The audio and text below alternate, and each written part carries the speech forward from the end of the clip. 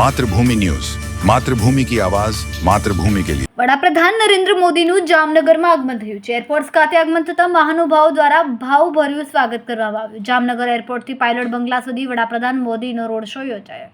વડાપ્રધાનની એક ઝલક જોવા માટે મોટી સંખ્યામાં લોકો ઉમટ્યા હતા। વડાપ્રધાન મોદી સર્કિટ હાઉસ ખાતે રાત્રિ રોકાણ કરશે।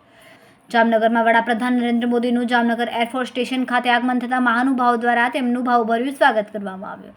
વડાપ્રધાનના સ્વાગતમાં મંત્રી રાઘવજીભાઈ પટેલ તથા મુળુભાઈ બેરા, સાંસદ પૂનમબેન માડમ, જિલ્લા પંચાયતના પ્રમુખ મેયબેન ગરસર, જામનગરના મેયર વિનોદ ખીમસુરિયા, ધારાસભ્યો સર્વ, Meghji Chavda, Rivaba Jadeja, Divyesh Akbari, chief secretary Pankaj Joshi, DCP Vikas Sahay, એરફોર્સના group captain Saurav Parijat, collector Ketan Thakkar, જિલ્લા પોલીસ વડા પ્રેમસુખ ડેલુ, અગ્રણીઓ સાથે પ્રવેશ મુંગરા, ડોક્ટર વિમલ કતગરા સહિતના મહાનુભાવો ઉપસ્થિત રહ્યા।